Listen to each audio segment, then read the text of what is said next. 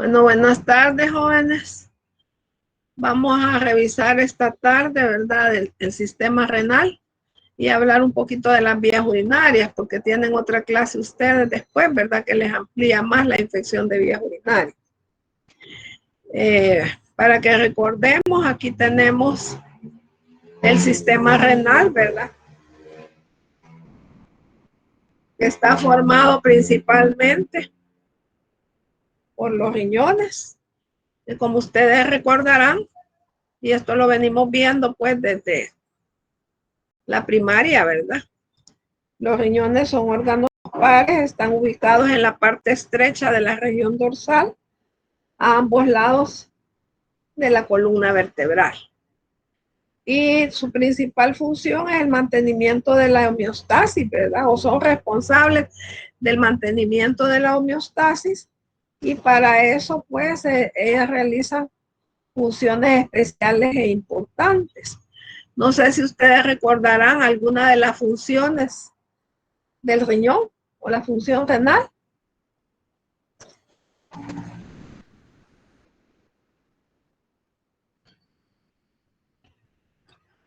¿Recuerdan alguna función del sistema renal? La filtración de sustancias del plasma sanguíneo y la eliminación de los contaminantes. Los productos de desecho, ¿verdad? Es una de las principales funciones. También regula los líquidos corporales, ¿verdad? El equilibrio ácido-base. También realiza funciones hormonales. Y para que nos recordemos, como les decía, aquí tenemos un esquema, ¿verdad? Lo principal, pues, los riñones, ¿verdad? Están ubicados a ambos lados de la columna vertebral. Ahí podemos ver las glándulas suprarrenales, ¿verdad?, que se ubican en la parte superior del riñón. También tenemos la corteza renal, ¿verdad?, que es la región más externa, con aspecto granuloso, ¿verdad? La médula renal, que es la región interna. Tenemos también las arterias renales y las venas renales, que estas son importantes, ¿verdad?, porque la sangre que sale del ventrículo izquierdo del corazón entra a los riñones a través de las arterias renales. También tenemos la pelvis renal, que es donde se comunica con el uréter, ¿verdad? Y es ahí donde se colecta la orina. Entonces, a través de los uréteres pasa hacia la vejiga, ¿verdad? Y después la orina es eliminada a través de la uretra. Entonces, vamos a hablar un poco, ¿verdad?, del sistema renal.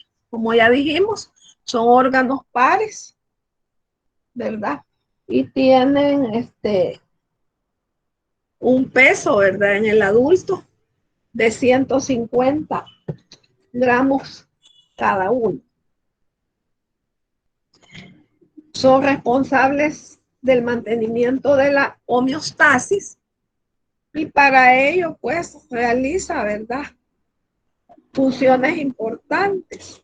Entre ellos, la regulación de los líquidos corporales, el equilibrio ácido-base, ¿verdad?, el equilibrio electrolítico,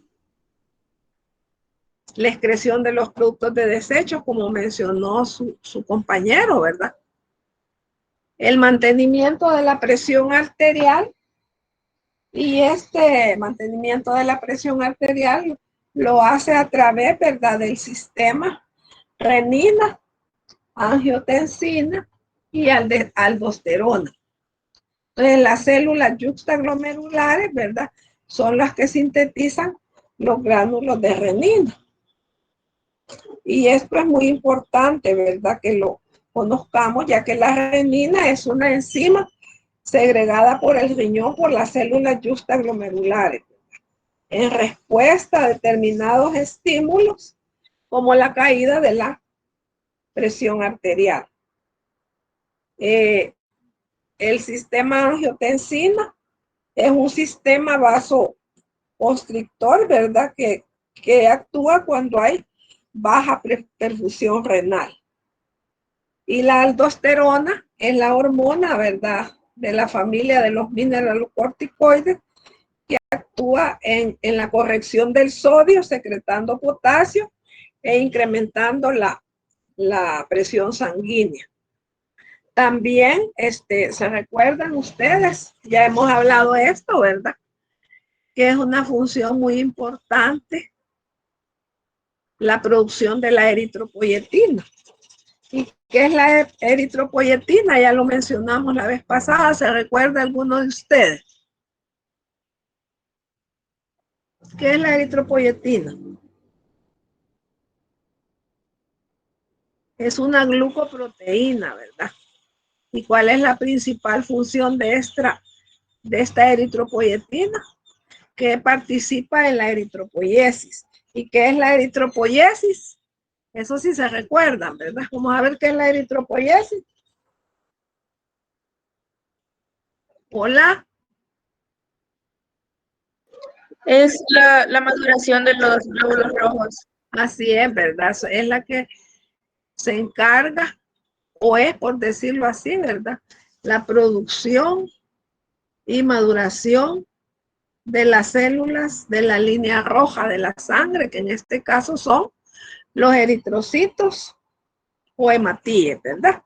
Entonces, la función renal va a estar influida por el volumen sanguíneo, ¿verdad?, por la presión arterial y la composición de la sangre. También van a participar en la función renal, ¿verdad?, las glándulas suprarrenales y la glándula hipófisis. La glándula hipófisis o pituitaria, que se recuerda, es una glándula diminuta, ¿verdad? Pero no, por su tamaño diminuto, no vamos a subestimar todas las funciones que ella realiza.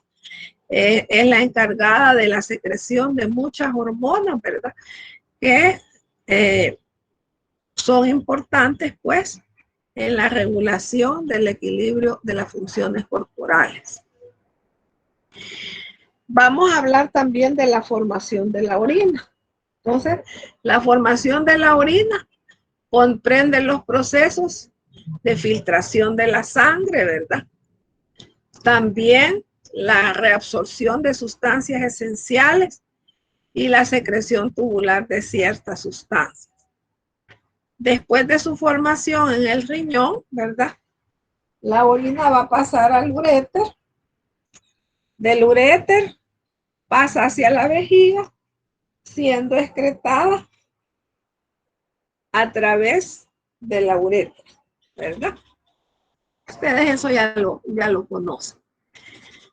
Ahora vamos a hablar de la nefrona.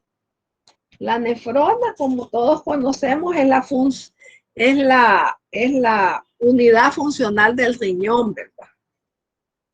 Y se dice que hay aproximadamente 1 millón de nefronas por cada riñón. El nefrón o la nefrona, ¿verdad?, va a estar constituido por un largo túbulo, ¿verdad?, y por una red capilar denominada glomérulo. Y un largo túbulo que se divide en 3 sectores. El túbulo contorneado proximal, el asa de Henle, ¿verdad?, y el túbulo contorneado distal.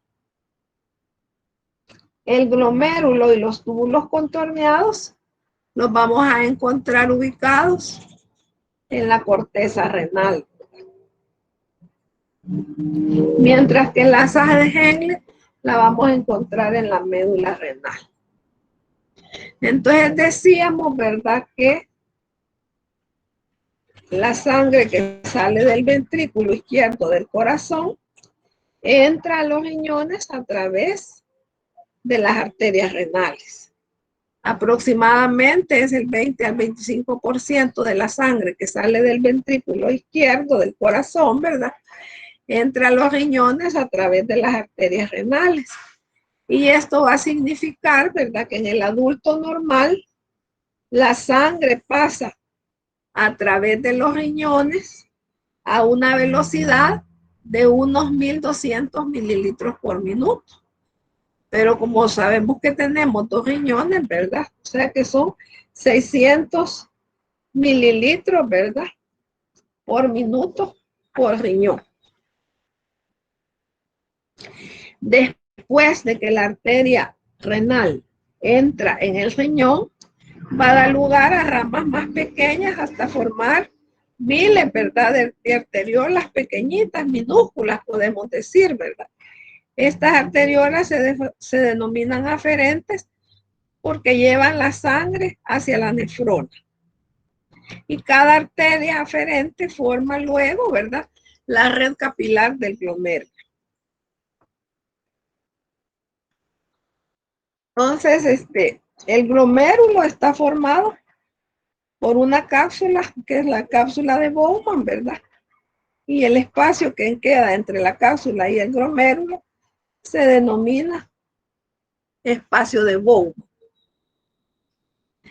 Aproximadamente 120 mililitros por minuto o 1/5 del volumen plasmático renal, ¿verdad?, es filtrado a través de los glomérulos formando lo que se conoce como ultrafiltrado. Este ultrafiltrado posee la misma composición, la mismísima composición que el plasma sanguíneo, ¿verdad? Pero normalmente carece de proteínas, o sea que no hay proteínas, ¿verdad? En el ultrafiltrado no hay proteínas, a excepción de unos 10 miligramos por decilitro de bajo peso molecular. Entre los productos filtrados vamos a encontrar agua, ¿verdad?, glucosa, los electrolitos, aminoácidos, urea, ácido úrico, creatinina y amoníaco. A medida que el filtrado glomerular pasa a través de los túbulos proximales, hay una porción de agua, cloruro de sodio, ¿verdad?, bicarbonato, potasio, calcio, aminoácidos, fosfatos, proteínas, glucosa y otras sustancias que son necesarias para el organismo, son reabsorbidas pasando nuevamente a la corriente sanguínea.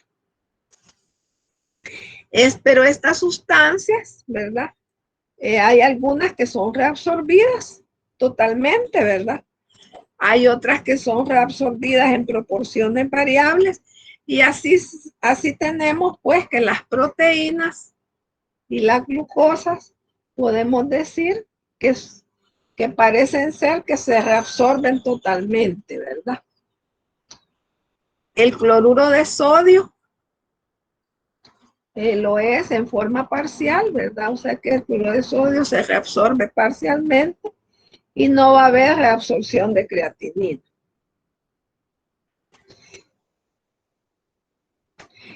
Es la estructura del túbulo proximal lo que hace que esta reabsorción sea posible.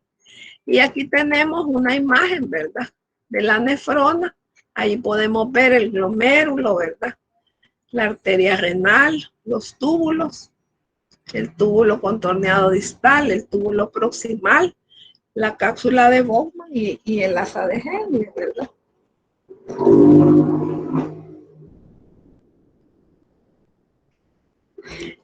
Algo muy importante es, ¿verdad?, que el túbulo proximal tiene una estructura singular, ¿verdad?, lo que hace que esta reabsorción sea posible. Y es que las células epiteliales que revisten el túbulo, ¿verdad?,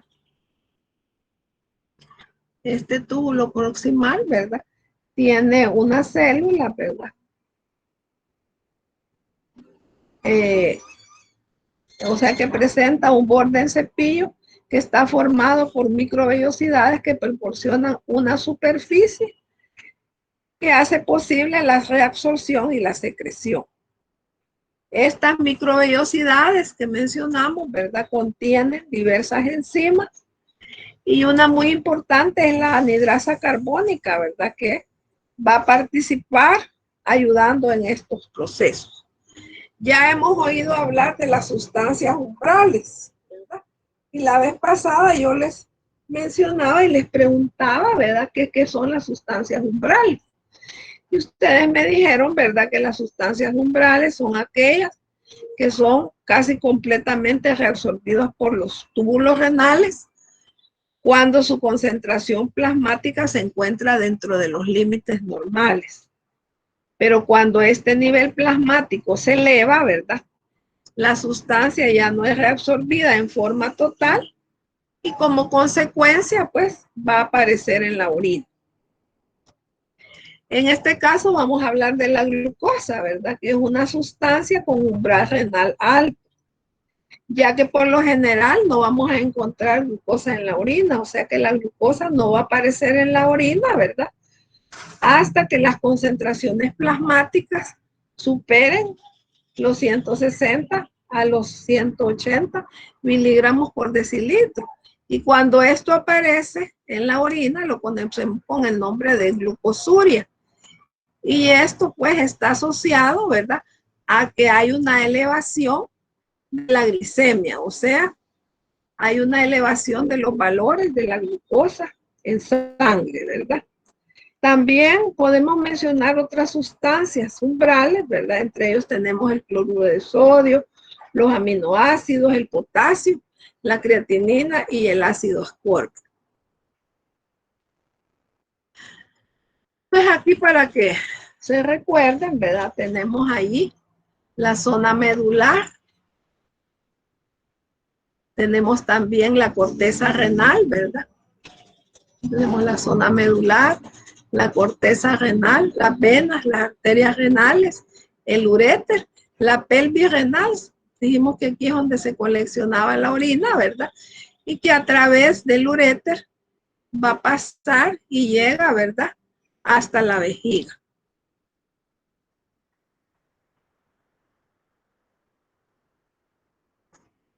La principal función de los túbulos distales y colectores va a ser el ajuste del pH, ¿verdad?, el contenido electrolítico de la orina y la regulación de aquellas sustancias presentes en el filtrado. Vamos a hablar ahora del volumen de la orina. Normalmente ustedes saben cómo es que aumenta o disminuye el volumen de la orina. ¿Qué es lo que va a constituir principalmente la cantidad de orina? ¿Alguien me puede decir?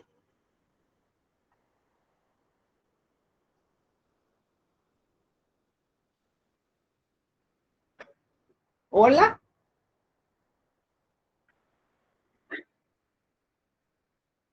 El agua, ¿verdad? O sea que la ingesta de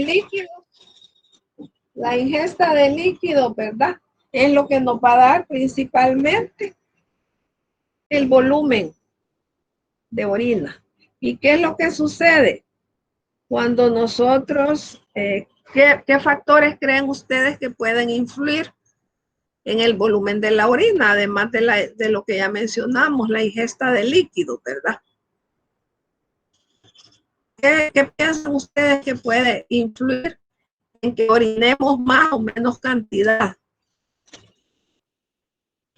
Tal vez ustedes se habrán puesto a pensar, ¿verdad?, que cuando el clima está muy caliente, como en estos días, y que nosotros sudamos abundantemente, ¿qué es lo que sucede?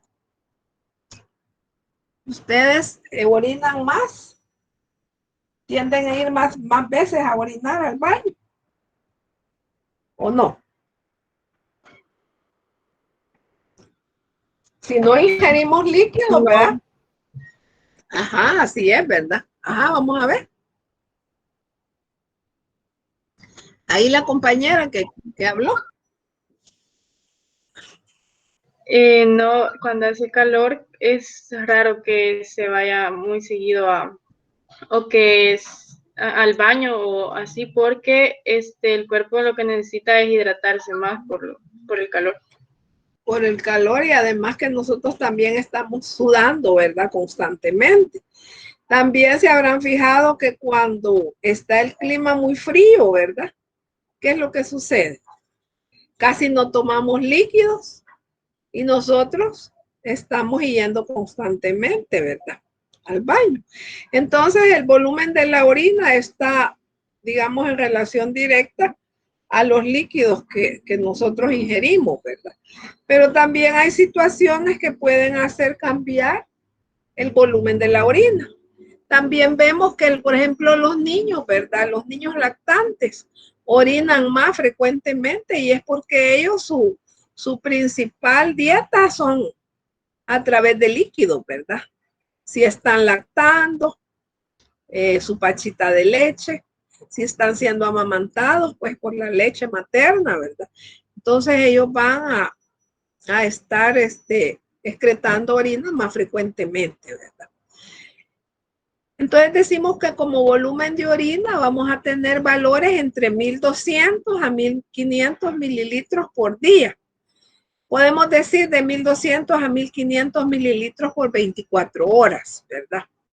Pero también lo vamos a considerar normal, ¿verdad? Valores desde 600 a 2000 mililitros por 24 horas. Si están bajo esos valores o arriba de esos valores, nosotros lo consideramos anormal. O sea que por decir lo usual, ¿verdad? Lo que se va a excretar de orina va a ser entre 1200 a 1500 mililitros en orina de 24 horas. Pero si hay un rango, ¿verdad? Ya para hacer una valoración como anda el volumen urinario, y al contratar vemos que hay valores entre 600 a 2000 mililitros por 24 horas, eso también se va a considerar normal. Pero ya si tenemos bajos esos valores, ¿verdad? De 600 mililitros por 24 horas, y ahí lo conocemos con el nombre de oliguria, excreción deficiente de orina. Y arriba de los 2000 mililitros, ¿verdad? Lo conocemos como poliuria y también pues ya es algo que no es considerado normal. Dentro de los principales constituyentes de la orina, como ya mencionamos, tenemos el agua, ¿verdad? También vamos a encontrar urea, ácido úrico, creatinina, ¿verdad? Sodio, potasio, cloro, calcio, fosfato, magnesio, sulfatos y amoníaco, ¿verdad? También es importante que digamos que la absorción del agua, ¿verdad? En la porción distal de la nefrona está regulada por la hormona antidiurética, ¿se recuerdan ustedes, verdad? La hormona antidiurética que es segregada por la glándula hipófisis, ¿verdad? Entonces, aunque no está aquí, si quieren lo anotan, ¿verdad? Porque eso es importante, que la absorción del agua en la nefrona va a estar regulada por la hormona antidiurética que es segregada por la glándula hipófisis. ¿Ves? Aquí tenemos, ¿ves? Se me repitió, ¿verdad? Que lo había apartado. Entonces, la orina, lo que mencionamos, ¿verdad? Que los valores van de 1200 a 1500 mililitros por 24 horas, pero que consideramos normal de 600 a 2000 mililitros por 24 horas. Si está abajo de 600, decimos que hay una oliguria, y si está arriba de 2000, ¿verdad? Se llama poliuria. Y ya mencionamos pues los constituyentes de la orina. También hay enfermedades, ¿verdad? Urológicas que quizás ustedes ya hayan oído estos términos y que es importante, ¿verdad? Que nosotros las conozcamos. Así tenemos que la cistitis, ¿verdad? Es la inflamación de la vejiga. Y la nefritis es la inflamación del riñón. Recordemos que todo lo que termina en itis, ¿verdad? Quiere decir inflamación. Entonces, nefritis, ¿verdad? Inflamación del riñón que puede presentarse con infección bacteriana. Y cuando hablamos de infección bacteriana, pues ustedes entienden que son bacterias que están en la orina, ¿verdad? Y entre ellas podemos mencionar las pielonefritis. Las pielonefritis no son más que las infecciones de vías urinarias, ¿verdad? La glomerulonefritis, que son la inflamación, ¿verdad? Del glomérulo.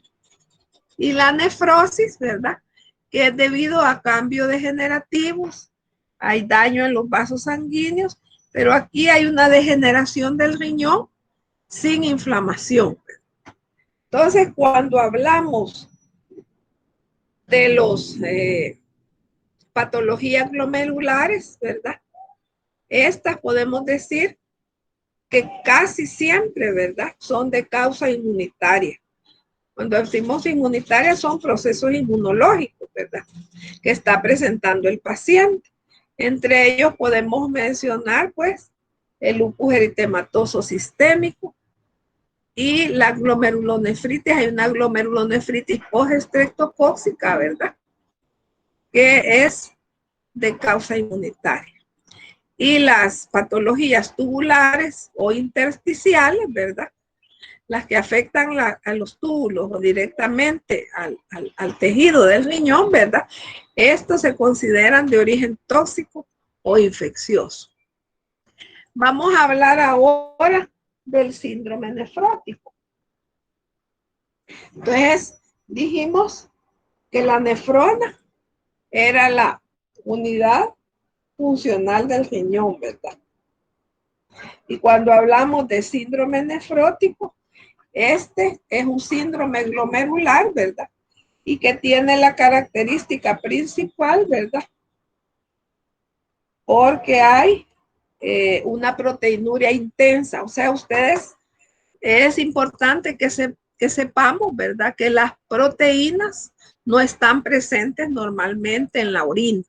Si ustedes van a realizar un examen general de orina, ¿verdad? Vamos a realizar el examen físico que comprende el color, el olor y el aspecto. Y eso lo vamos a nosotros a reportar de manera visual, ¿verdad? Por lo que nosotros observamos. Pero cuando queremos investigar presencia de proteínas en la orina, eso lo vamos a realizar a través del examen químico de la orina. Y ustedes se recuerdan cómo es que realizamos el examen químico de la orina.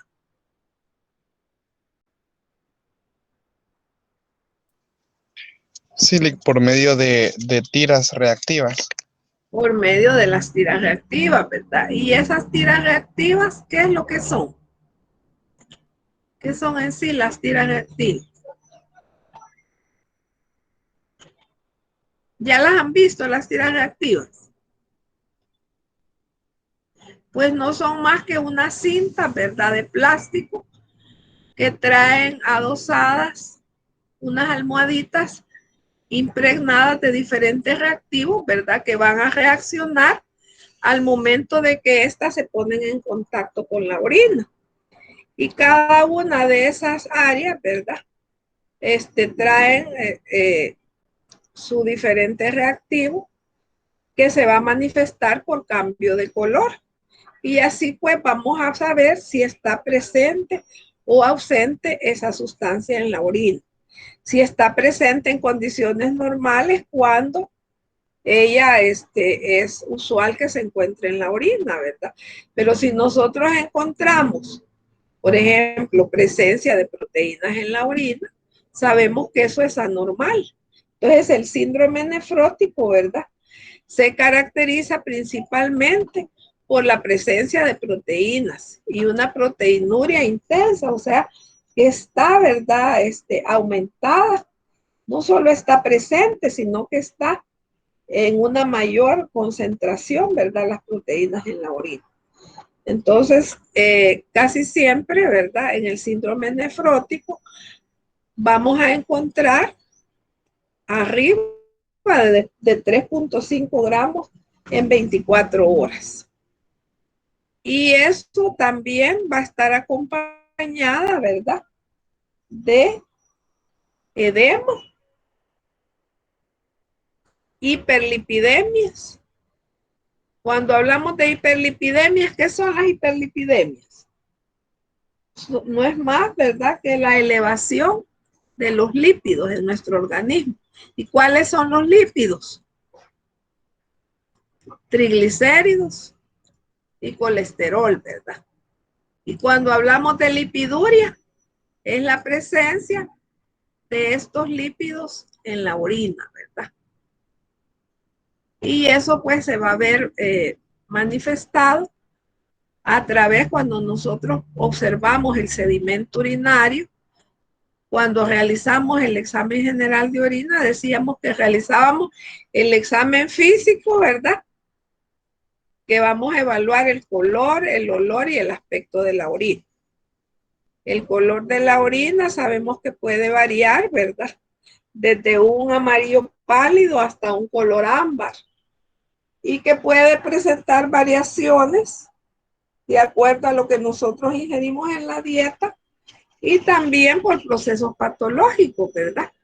Entonces, pero eso, la presencia de sangre en la orina, por decirlo así, lo vamos a poder valorar a través de la tira reactiva.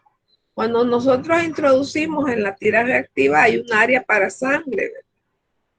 Y si nos va allí, dependiendo de la variación del color, si presenta unos puntos, ¿verdad?, de color verde en el área de la tira reactiva para sangre, entonces estamos diciendo que hay eritrocitos intactos. Y si presenta una coloración verde homogénea, estamos detectando hemoglobina y mioglobina, y así para todas las sustancias, ¿verdad? Entonces, las proteínas, como dijimos, no deben estar presentes en la orina. Lípidos tampoco, ¿verdad? Entonces, si hablamos de lipiduria, es presencia de los lípidos en la orina. Cuando nosotros vamos a realizar el examen microscópico, fíjense bien, el examen químico nosotros solo vamos a mezclar la orina, la vamos a colocar en un tubo cónico, introducimos la tira reactiva y eso nos va a dar la presencia, ¿verdad?, o aumento de ciertas sustancias en la orina por variación de color. Ya después que hemos realizado el examen químico de orina, vamos nosotros, ese mismo tubo cónico donde colocamos la muestra de orina, lo vamos a llevar a la centrífuga, lo vamos a centrifugar, ¿verdad?, a 1500 revoluciones, entre 1500 a 2000 revoluciones por 5 minutos. Vamos a descartar el sobrenadante y con una pipeta Pasteur, ¿verdad?, o por inclinación vamos a colocar en una lámina portaobjeto el sedimento urinario, y ese es el que vamos a observar a través del microscopio. Ahí podemos detectar, ¿verdad?, eritrocitos, leucocitos, células epiteliales. Y ahí vamos a ir viendo, más adelante vamos a hablar, ¿verdad?, de los valores normales que tenemos que encontrar, porque normalmente podemos encontrar del 0,2 a leucocitos, ¿verdad?, por microlitro de orina, o de 0,2 eritrocitos por microlitro de orina, y eso es normal, ¿verdad? También vamos a encontrar cilindros renales, que esos son los principales indicadores, ¿verdad?, de enfermedad renal. Entonces, cuando hay presencia de lípidos en la orina, podemos encontrar, ¿verdad?, en el sedimento urinario cilindros grasos, que se asocia pues a la presencia de colesterol en la orina.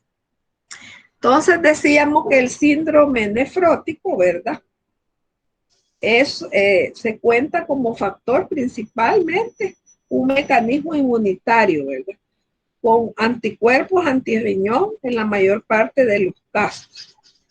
Puede ser de origen renal, ¿verdad?, o secundario a otras afecciones que afectan al riñón. Entre ellas, entre esas afecciones, puede ser la sífilis, ¿verdad?, el paludismo, la endocarditis bacteriana. También puede ser por tóxicos, ¿verdad?, por agentes tóxicos o por fenómenos alérgicos. También enfermedades generalizadas, ¿verdad?, como el lupus, del que ya hemos hablado, no sé si se recuerdan del lupus. ¿Alguien recuerda esa enfermedad inmunológica? El lupus eritematoso sistémico, o sea, se recuerda. ¿Qué es lo que pasa en el lupus? Ya dijimos que es una enfermedad de origen inmunológica, ¿verdad? ¿Qué es lo que sucede en el lupus? Ya lo mencionamos en otra clase. Ninguno se recuerda. El sistema inmunitario reconoce como extraño al propio sistema inmune del organismo y la principal característica son pigmentaciones de color en la cara. Así es, o sea que comienza a atacar, ¿verdad? Al propio organismo, o sea que es autoinmune, desconoce, ¿verdad? El organismo y comienza a atacarlo y puede destruir células, ¿verdad? Puede destruir eritrocitos, leucocitos, plaquetas, por lo tanto va a haber trombocitopenia, baja de plaquetas, anemia, ¿verdad? Por la destrucción de los glóbulos rojos. Y puede deberse también a una trombosis de la vena renal, ¿verdad? O de la vena cava inferior. Entonces, en el síndrome nefrótico, ¿qué es lo que vamos a encontrar también? Oliguria. ¿Y qué es lo que dijimos que era la oliguria?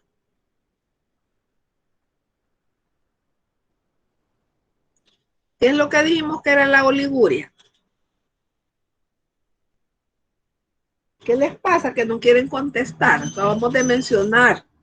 Oliguria es la excreción deficiente de orina. Y dijimos que el volumen mínimo de orina era de 600, ¿verdad?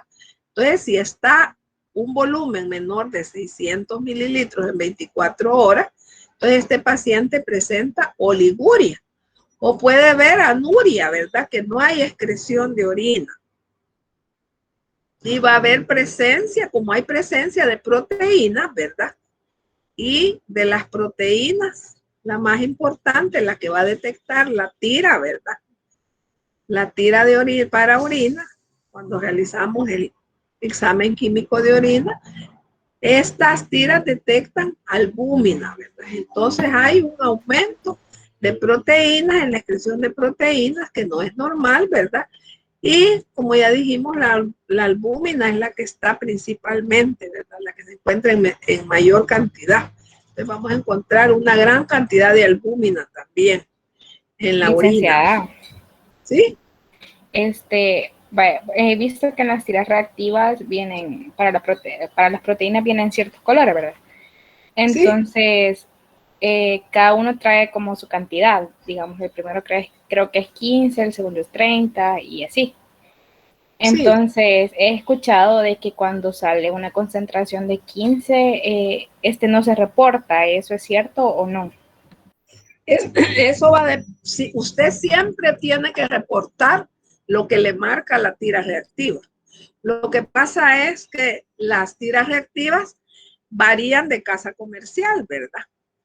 Entonces, pero si a usted le marca porque la primera le dice negativo, pero aunque sea negativo, ¿verdad? Usted lo va a reportar. Siempre debe reportar, ¿verdad? Lo que le marque la tira reactiva.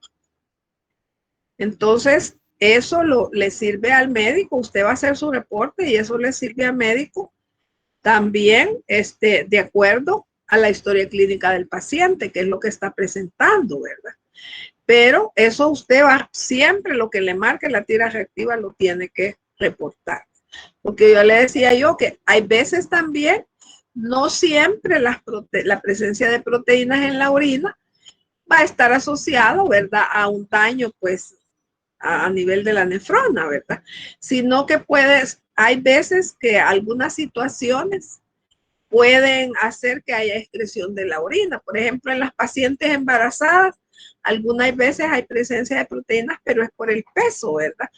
Por el peso del niño que hace presión y entonces hay excreción, ¿verdad? De proteínas.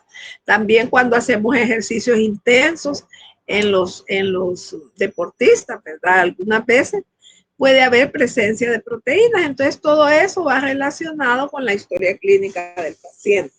También hay una que se conoce con el nombre de proteinuria postural.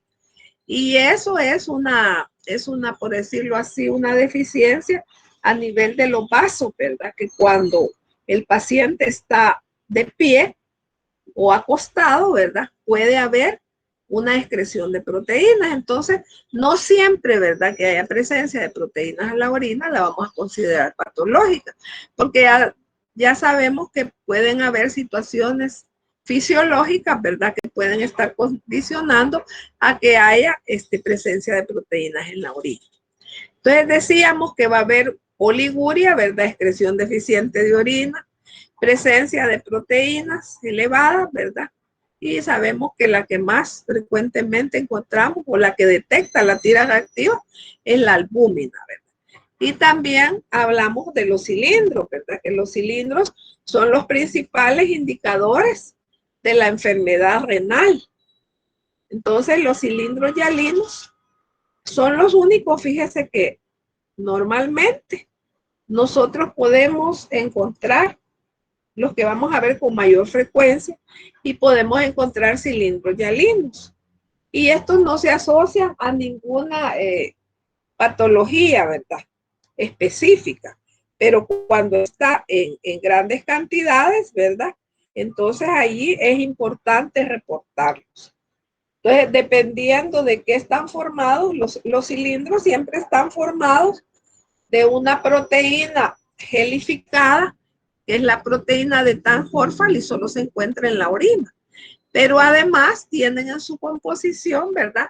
Eritrocitos, leucocitos, gránulos. Entonces, dependiendo de la composición que presenten estos cilindros, así toma su nombre. Por ejemplo, si encontramos eritrocitos, ¿verdad? En el interior del cilindro, los cilindros se forman principalmente a nivel de los túbulos distal y colector, ¿verdad? Y tiene que haber unas condiciones para que estos cilindros se formen. Por ejemplo, cuando hay una estasis urinaria que está como la orina detenida, ¿verdad? Que a veces puede ser por obstrucción. Aumento en la concentración de proteínas, ¿verdad?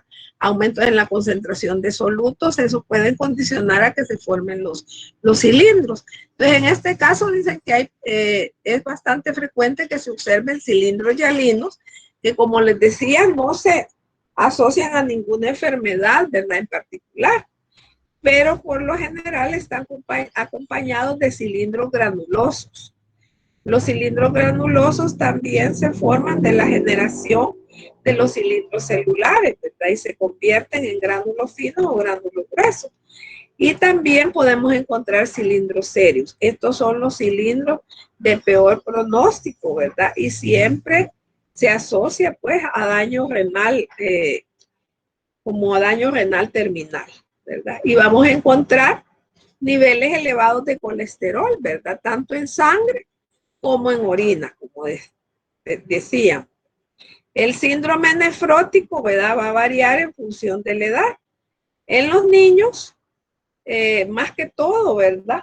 Se va a asociar a lesión primaria del riñón. O sea que si vamos a pensar en que el niño está presentando un síndrome nefrótico, pues ya sabemos que el daño está, ¿verdad? A nivel renal. Pero en los adultos, puede ser, ¿verdad? Que sea a consecuencia de daño renal, pero también puede estar asociado a otras enfermedades sistémicas, ¿verdad? O a enfermedades metabólicas. Vamos a hablar ahora de la insuficiencia renal, ¿verdad? La insuficiencia renal se clasifica, por decirlo así, ¿verdad? En insuficiencia renal aguda y insuficiencia renal crónica, ¿verdad? Entonces, todas las enfermedades renales, ¿verdad? Tienden a destruir, por decir así, la arquitectura funcional del riñón, ¿verdad? Y cuando hablamos de insuficiencia renal, puede ser a consecuencia también de una enfermedad una pielonefritis, ¿verdad? Que es una infección de vías urinarias no tratadas y que muchas veces solo damos paliativos. Por ejemplo, sentimos tal vez una dificultad para orinar, ¿verdad? Entonces nosotros tomamos antisépticos urinarios, ¿verdad? Como el Urofin, el Urogesic, el Piridium. Y eso lo que hace es que momentáneamente, ¿verdad? Como que bajen las bacterias y nos sentimos bien, ¿verdad? Después, digamos, allá a los 3 meses, otra vez volvemos a sentir las molestias y ni siquiera nos hacemos un examen general de orina, que es tan fácil, ¿verdad? Entonces, lo que sucede que a la larga, ¿verdad? Puede dañarnos, ¿verdad? Puede llegar a un daño a nivel de glomérulo, ¿verdad? A un daño vascular o a una lesión tubular aguda. Entonces se dice que la insuficiencia renal aguda, ¿verdad? Es el deterioro rápido, a veces reversible de la función renal, como les decía yo, ¿verdad?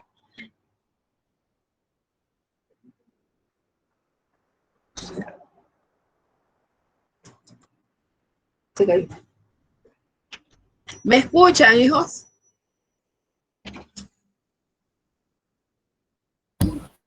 Sí. Ah, es que como que se había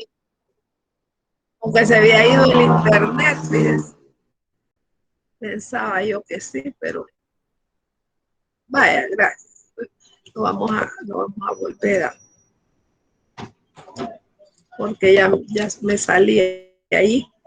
Pensaba que no tenía.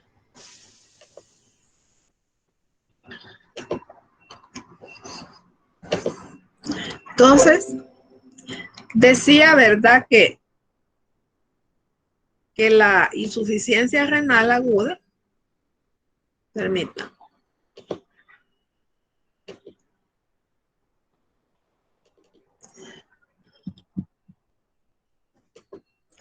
puede ser a consecuencia pues de lesión glomerular vascular o lesión tubular aguda, ¿verdad? Entonces lo que sucede aquí es que hay un deterioro, ¿verdad? De la función renal que puede ser reversible.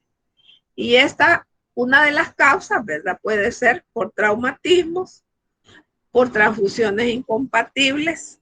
Como les decía yo, lo primero puede ser también infecciones maltratadas, ¿verdad? Cuando hay quemaduras extensas, ¿verdad? A consecuencia de las deshidrataciones, también puede haber, ¿verdad? Como resultado una insuficiencia renal. En los casos de sepsis, en la septicemia, ¿verdad? ¿Qué es la septicemia? Ya lo hemos mencionado también, ¿verdad? ¿Qué son las septicemias?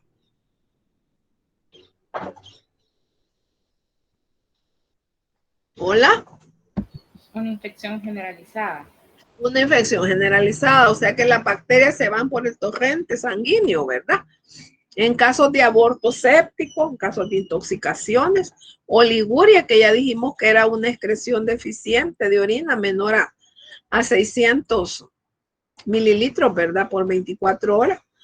O una anuria completa, o sea, cuando no hay excreción de orina, ¿verdad? Y esta puede ser a consecuencia de una obstrucción. Entre ellos podría ser un tumor, ¿verdad? O también la formación de cálculos, ¿verdad? De cálculos renales que se conoce con el nombre de litiasis renal. Por una necrosis cortical, ¿verdad? Una necrosis a nivel de la corteza renal. Y ya cuando hablamos de las pruebas de laboratorio, ¿verdad? Como dijimos, vamos a realizar el examen microscópico de orina, que es parte del examen general de orina, ¿verdad? Y en el sedimento podemos encontrar eritrocitos, leucocitos, ¿verdad? Y algunos que otros cilindros, ¿verdad? También el paciente presenta un cuadro hemolítico. Cuando decimos un cuadro hemolítico, la hemólisis no es más que la destrucción, ¿verdad? Y entonces hemolítico es destrucción de los glóbulos rojos, ¿verdad? Hemólisis sanguínea, destrucción de los glóbulos rojos. También puede presentarse un cuadro tóxico, y esto es por intoxicación, por fármacos, ¿verdad? O también puede ser por alguna otra sustancia, ¿verdad? Que sean tóxicas para el riñón. Entonces, todo esto lo podemos evaluar, ¿verdad? A través de un examen en sangre, ¿verdad? Que es el que nosotros conocemos como el hemograma. ¿Se recuerdan que el hemograma dijimos que sirve para evaluar la línea roja y la línea blanca, ¿verdad? Entonces, en la línea roja vamos a evaluar a los eritrocitos, ¿verdad? Y en la línea blanca vamos a evaluar a los glóbulos blancos o leucocitos. En este caso, ¿verdad? Como hay una infección, ¿verdad? Hay un cuadro hemolítico, usted puede ver, puede ser que el paciente puede presentar anemia también y va a presentar una leucocitosis, porque como hay bacterias involucradas, ¿verdad? Entonces son los leucocitos los encargados de la defensa. Y cuando hablamos de leucocitosis, estamos mencionando, ¿verdad? Que hay elevación de los glóbulos blancos, o sea, el número total de los glóbulos blancos. Pero cuando realizamos el leucograma, realizamos el recuento total de los glóbulos blancos y además nosotros vamos a realizar lo que se conoce como fórmula diferencial, que no es más que el frotis que ustedes van a elaborar, ¿verdad? Sobre un portaobjeto y lo vamos a colorear con RAI y vamos a contar 100 células para ver el porcentaje de cada una de las células sanguíneas. Entonces, en este caso, los que van a estar elevados, va a haber elevación total de los glóbulos blancos, lo que conocemos con el nombre de leucocitosis. ¿Cuáles son los valores de los glóbulos blancos? ¿Se recuerda? Cuando realizamos un recuento total de glóbulos blancos. De 5.000 a 10.000. ¿Ah? De 5.000 a 10.000, ¿verdad? Entonces, si hablamos de leucocitosis, va a estar arriba de los 10.000, ¿verdad?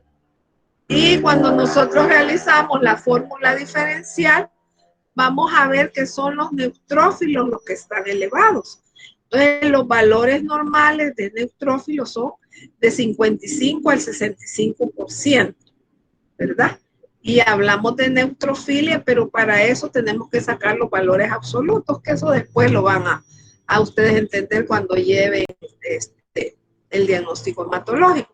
Pero lo que nos interesa aquí que comprendamos es que en leucocitosis están los glóbulos blancos elevados, ¿verdad? A predominio de los neutrófilos. Entonces, los neutrófilos son los que están elevados y entonces eso lo conocemos con el nombre de neutrofilia, ¿verdad? También vamos a encontrar la urea sanguínea aumentada, que esos son, cuando hablamos del nitrógeno ureico y creatinina, ¿verdad? Son los cuerpos nitrogenados. Entonces, la urea sanguínea, el nitrógeno ureico. Entonces, ahí vamos a encontrar la urea sanguínea aumentada, ¿verdad? Y también el nitrógeno ureico y la creatinina. Ahora, digamos, ¿verdad? Que este paciente revirtió su proceso, estuvieron a tiempo, ¿verdad? Y lograron sacar al paciente de esa insuficiencia renal aguda. Pero se da el caso también de una insuficiencia renal crónica, ¿verdad? Y eso dice que es el resultado, ¿verdad?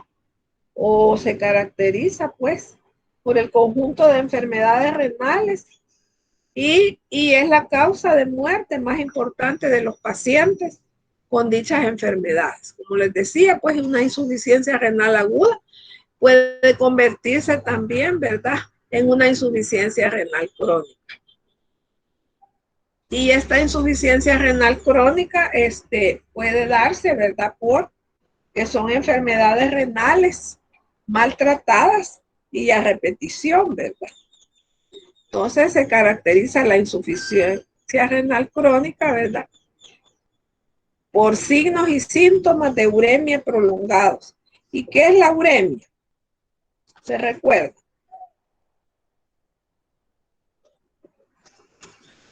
Hay dos términos, ¿verdad? Que es la uremia y la azoemia. Bueno, vamos a definir y después decimos, ¿verdad? Entonces, la insuficiencia renal crónica va a estar caracterizada por los signos y síntomas de una uremia prolongada, ¿verdad? Y es el resultado final de todas las enfermedades renales crónicas.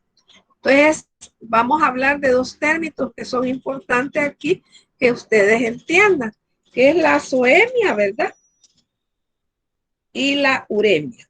Entonces, la azoemia es aumento, ¿verdad?, de la concentración plasmática de los cuerpos nitrogenados, principalmente la urea y la creatinina. Y esto lo que hace, ¿verdad?, al haber este aumento de la concentración plasmática de los cuerpos nitrogenados, donde tenemos principalmente la urea y la creatinina, ¿verdad?, va a haber una disminución en la filtración glomerular, ¿verdad?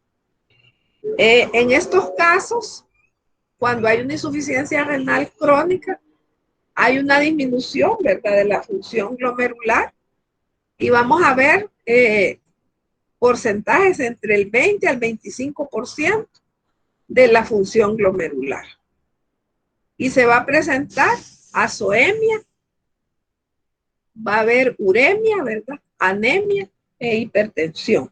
Entonces decíamos que la azoemia no es más, ¿verdad?, que la elevación de la concentración plasmática de los cuerpos nitrogenados, donde vamos a encontrar principalmente urea y creatinina. Y la uremia también, ¿verdad? Muchas veces ustedes van a encontrar que es la elevación de los cuerpos nitrogenados en la orina, pero cuando ya estos dan manifestaciones clínicas. Entonces la uremia es la elevación, o sea, son las manifestaciones, ¿verdad?, de la elevación de los cuerpos nitrogenados en la orina, donde vamos a ver acidosis, ¿verdad?, desequilibrio electrolítico, perdón, afección gastrointestinal que puede manifestarse en vómito, ¿verdad? También náuseas y hemorragias. También estos pacientes renales, tal vez ustedes han tenido la oportunidad de conocer algún paciente ya renal crónico, ¿verdad?, de mucho tiempo, que entre las primeras manifestaciones que ellos van a presentar es la retención de líquidos. Y a consecuencia de esta retención de líquidos van a presentar edema. Y esto es más frecuente verlo, ¿verdad?, en los miembros inferiores y también a nivel de la cara, ¿verdad? Son pacientes que se ven así como gorditos de la cara y es por la retención de líquidos. También va a haber una acidosis metabólica y lo que ya mencionamos, ¿verdad? Azoemia, uremia, anemia e hipertensión. Se recuerdan ustedes también, ¿verdad?, que el sistema renina, angiotensina, aldosterona es el que participa en el equilibrio, pues, ¿verdad?, en el mantenimiento normal de la presión arterial. Y si hay un daño, ¿verdad?, a nivel renal, también, pues, eso va a dar como consecuencia que son pacientes hipertensos. También pacientes anémicos porque ya no hay producción de la eritropoyetina. Recordamos que es una de las funciones del riñón también, ¿verdad? Entonces, algunas veces a los pacientes se les indica, en el comercio venden la eritropoyetina y hay que estarles inyectando, ¿verdad?, eritropoyetina, dependiendo de cómo esté el estado del paciente. Algunas veces al inicio, ¿verdad?, una mensual o semanal, ¿verdad? Pero llega un momento, pues, que ya no hay producción de las células sanguíneas y eso se va a manifestar por la anemia en el paciente. Entonces, cuando hay una insuficiencia renal crónica, ya los pacientes en el estadio terminal, ¿verdad?, podemos decir que ya no hay función glomerular. Y si lo hay, ¿verdad?, es en un mínimo porcentaje, ¿verdad?, una función glomerular inferior al 5%. Entonces, ¿qué es lo que pasa cuando hay una insuficiencia renal? Ustedes ya tal vez han oído, ¿verdad?, de la diálisis renal, que es uno de los tratamientos, ¿verdad? De las alternativas terapéuticas para la insuficiencia renal crónica, donde lo ideal pues es un trasplante renal, pero ustedes saben que no es tan fácil, ¿verdad? Un trasplante renal, más aquí en nuestro país. Primero encontrar un donante del riñón, ¿verdad? Que por lo general tiene que ser un hermano, es de las que mayor afinidad hay, porque para trasplantar un riñón no es lo que solo yo voy a donar el riñón, ¿verdad? Sino que tiene que ser el mismo tipo de sangre, tiene que ser compatible, ¿verdad? Entonces eso le van a hacer una serie de estudios al donante y los más, ¿verdad? Que puede ser más compatibles son los hermanos o los padres, ¿verdad? Entonces, la diálisis, ¿verdad? Son las alternativas terapéuticas para la insuficiencia renal crónica, porque imagínense si hay acumulación, ¿verdad? De los cuerpos nitrogenados, entonces el paciente está totalmente intoxicado, ¿verdad? Entonces hay una hemodiálisis, ¿verdad? O riñón artificial que se conecta a una máquina para poderle filtrar la sangre a través de un catéter, ¿verdad? Que se coloca en la vena o en la arteria. También puede haber una diálisis peritoneal, ¿verdad? Que es a través del abdomen, ¿verdad? O a través de la membrana peritoneal que le hacen el tratamiento para poder filtrar la sangre. Entonces, ambas técnicas, ¿verdad? Buscan suplir parcialmente, porque nunca va a ser igual, ¿verdad? Las funciones renales, eliminando los tóxicos, controlando el agua y los electrolitos, ¿verdad? Y extrayendo los productos metabólicos. Vamos a hablar ahora de la glomerulonefritis. Como su nombre lo dice, ¿verdad? Cuando hablamos de glomerulonefritis, es la inflamación, ¿verdad? De los glomérulos, que son los filtros de los riñones.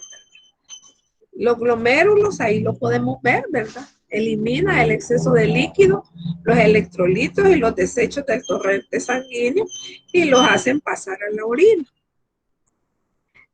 Cuando hablamos de glomerulonefritis, yo les decía que si vemos el término itis, ¿verdad? Eso está relacionado, pues, con inflamación. Y cuando hablamos de glomerulonefritis, esto agrupa enfermedades renales, ¿verdad? Agudas o crónicas, que se manifiesta, ¿verdad? Por alteraciones inflamatorias de los glomérulos. Y estos glomérulos se pueden lesionar por enfermedades inmunitarias o autoinmunes o inmunológicas, ¿verdad? Sistémicas, entre ellos, a la cabeza, el lupus eritematoso sistémico, ¿verdad? También puede ser a consecuencia de problemas vasculares que se va a manifestar en el paciente por hipertensión o por enfermedades metabólicas como la diabetes. Entonces, la glomerulonefritis, hay una, ¿verdad?, que es de tipo inmunológica y es la que conocemos con el nombre de glomerulonefritis aguda post-estreptocócica, donde está involucrado, pues, los estreptococos, ¿verdad? Esta tiene la característica, ¿verdad?, que está relacionado que los pacientes han presentado una infección, ¿verdad?, a nivel de la faringe o de la piel. Y va a presentarse esta glomerulonefritis, ¿verdad?, entre 1 a 4 semanas después de que el paciente ha presentado esta infección estreptocócica a nivel de la faringe. Se recuerdan de los estreptococos beta hemolíticos, ¿verdad?, que son los causantes, pues, de las infecciones estreptocócicas de faringe o piel.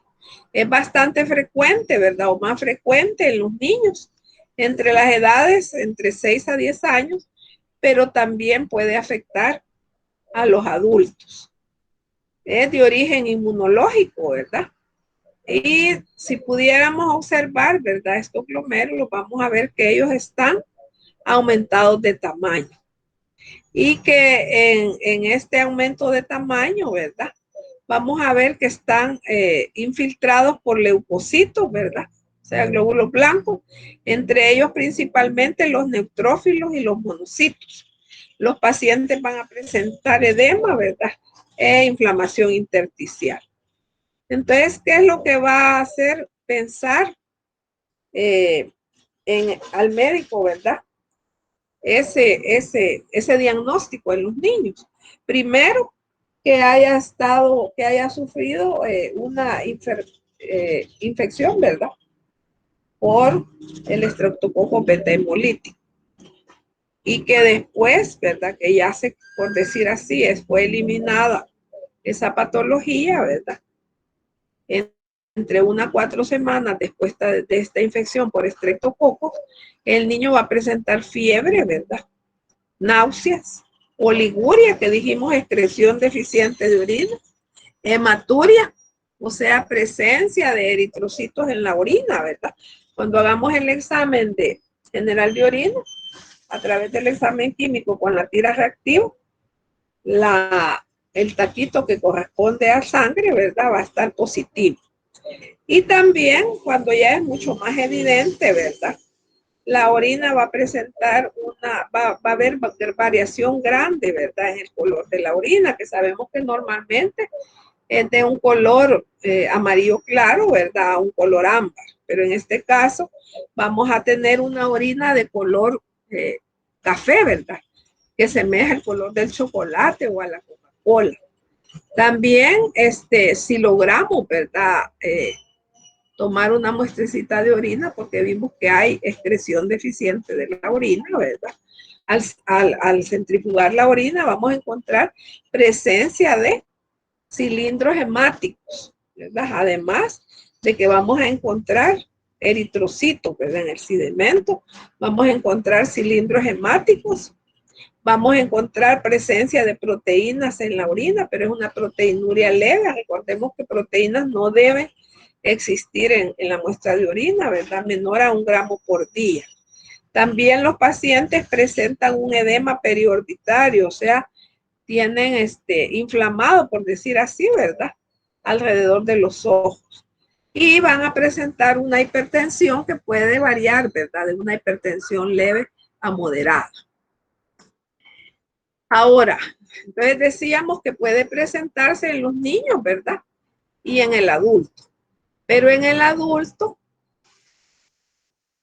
lo que más va a llamar la atención, ¿verdad? Es que uno es un paciente hipertenso y que de repente va a presentar valores elevados de la presión arterial. También va a presentar edema, ¿verdad? A nivel de miembros inferiores, a nivel de la cara, a nivel de los ojos, ¿verdad? Elevación de los cuerpos nitrogenados, ¿verdad?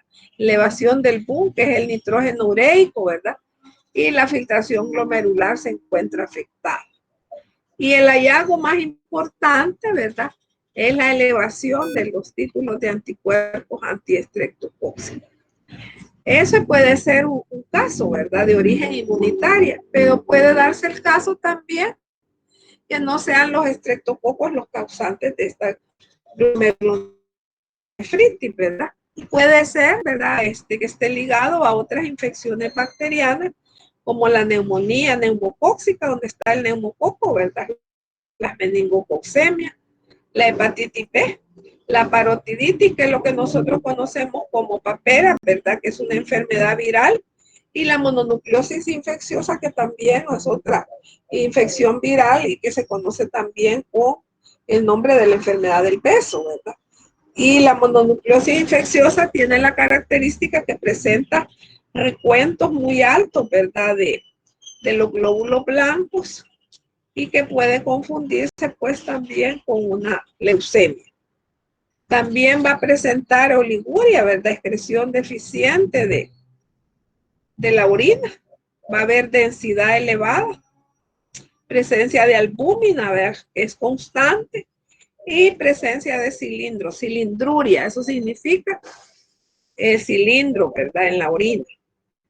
Y ahí sería granuloso, perdón.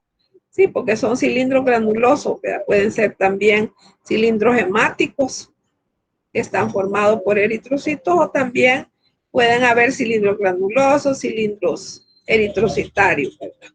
O en el mismo cilindro vamos a encontrar gránulos, ¿verdad? Y eritrocitos, que se conoce con el nombre de cilindro mixto. Vamos a hablar ahora de otra situación y son las malformaciones congénitas. Las malformaciones congénitas del aparato urinario. Esta casi siempre, ¿verdad? Las malformaciones congénitas son a consecuencia, bueno, son hereditarias, eso es importante. Si es congénita, ¿qué quiere decir? Malformaciones congénitas, ¿qué quiere decir? ¿Me escuchan, jóvenes?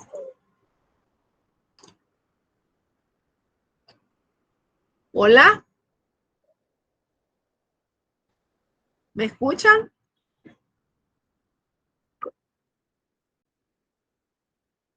Vale. Entonces, ¿qué hablamos de malformaciones congénitas? ¿Qué quiere decir?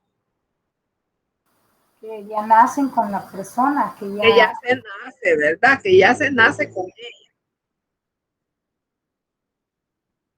Así es, que están asociados a genes, ¿verdad? Y son pues malformaciones, en este caso, ¿verdad? Del aparato urinario.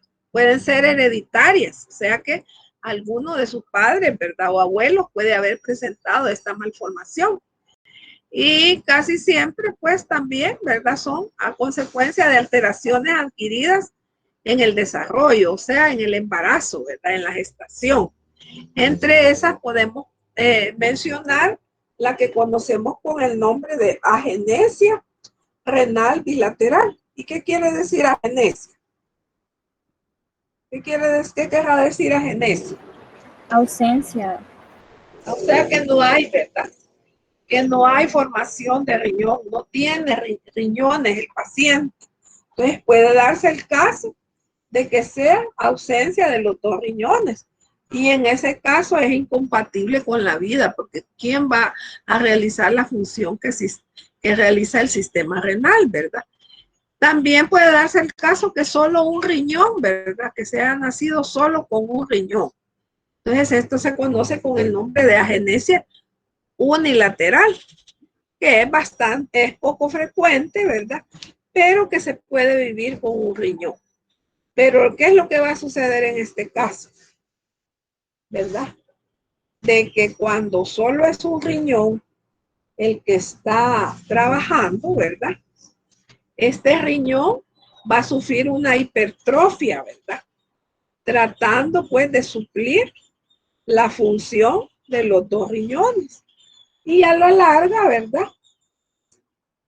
Los pacientes pueden desarrollar una insuficiencia renal. Entre las malformaciones congénitas también tenemos lo que se conoce como riñón en herradura. Y ustedes si miran las diapositivas, ¿qué es lo que le llama la atención ahí? Son riñones los que están ahí, ¿verdad? ¿Qué es lo que a simple vista, qué es lo que nos llama la atención? Que están unidos. Están unidos y que ha variado realmente la forma del riñón, ¿verdad? Entonces el riñón en herradura se da, ¿verdad? A consecuencia que hay fusión, ¿verdad? De los polos superiores e inferiores de ambos riñones, o sea, que están unidos, ¿verdad? Y esta anomalía es bastante frecuente, fíjense. Pero lo más frecuente, ¿verdad? Esta unión se dé en los polos inferiores, como lo que estamos viendo en la diapositiva, pero puede darse el caso también, ¿verdad? Que se fusionen los polos superiores, pero esto es menos frecuente y es en un 10% de los casos. Y pues son también incompatibles con la vida, ¿verdad? También puede darse el caso del riñón ectópico, que puede ser, o sea que en lugar de tener dos riñones, haya otro riñoncito pequeño, ¿verdad? Pero puede darse el caso que no presente otra anomalía, ¿verdad? A no ser la posición anormal de ese otro, ¿verdad? Y lo que pasa es que hay dificultad, ¿verdad? En el flujo de orina y es bastante frecuente la infección de las vías urinarias. Tenemos otra que es bien importante, ¿verdad? Y es la enfermedad poliquística del riñón. Si ustedes se fijan, ahí está, ¿verdad? Ahí están los dos riñones. Esta enfermedad poliquística del riñón se va a manifestar porque los riñones son mucho más grandes, ¿verdad? Y a veces vamos a encontrar de gran peso el riñón, hasta 4 kilogramos, imagínense, puede llegar a pesar un riñón, ¿verdad? Hay pérdida de la elasticidad de las paredes y la consiguiente formación de los quistes. Entonces, si ustedes se fijan, esas como que vemos aquí, ¿verdad? Estos son los quistes, todo esto que ve son quistes, miren, está en la pared renal, ha perdido toda su apariencia normal, ¿verdad? Entonces, como decíamos, esta patología es relativamente frecuente, se puede presentar en 1 en 1000 personas, ¿verdad? Pero lo importante de esto, ¿verdad? Son los quistes que aparecen a consecuencia de una anomalía genética o adquirida de la diferenciación celular. El gen se encuentra en el cromosoma 16. Se encuentra en el cromosoma 16. Es siempre bilateral, o sea que los dos riñones van a estar afectados. Y se caracteriza, ¿verdad? Porque estos pacientes presentan una hipertensión e insuficiencia renal. Es una anomalía, fíjate, como dice que es genética, ¿verdad? Entonces ya viene el gen y puede que tarde en desarrollarse porque puede presentarse a nivel de la primera infancia, ¿verdad? En la adolescencia o en el adulto mayor, entre los 60 u 80 años, ¿verdad? Y si ustedes se fijan, esto que está aquí, ¿verdad? Son los quistes. Y estos quistes, en el interior se va a encontrar un líquido seroso, ¿verdad? O más frecuentemente un líquido turbio de color rojo, ¿verdad? A veces hemorrágico. Y también los pacientes, como decíamos, van a presentar hipertensión, ¿verdad? Insuficiencia renal crónica, van a presentar hemorragias porque esos quistes se rompen, ¿verdad? Y entonces va a haber excreción, ¿verdad? De los coágulos. Y al haber excreción de los coágulos renales, imagínense qué doloroso, ¿verdad? Va a ser para el paciente. También por el peso, ¿verdad? Por el peso que presentan, los pacientes pues se quejan de dolor, ¿verdad? De dolor, porque cada vez que se rompen esos quistes, y hay eliminación de esos coágulos, ¿verdad? Además de la hemorragia, pues le provoca el dolor, ¿verdad? Y hay formación de coágulos y excreción, pues, de coágulos, ¿verdad? Y los pacientes se quejan de dolor que se conoce como cólicos renales. Ahora vamos a hablar de la pielonefritis, que la pielonefritis, por decir así, no es más que una infección de vías urinarias, ¿verdad? Y esta es la enfermedad renal que va a afectar a los túbulos, ¿verdad? Al intersticio y a la pelvis renal. Y también podemos tener, ¿verdad? O se va a manifestar como una de las enfermedades más frecuentes del riñón. Se manifiesta de dos formas, ¿verdad? La pielonefritis aguda, que se debe pues a una infección bacteriana, ¿verdad? A una lesión renal que se asocia a infección de las vías urinarias. No sé si alguno de ustedes ha tenido ya la oportunidad de presentar una infección de vías urinarias y pues ya conocen los síntomas, ¿verdad?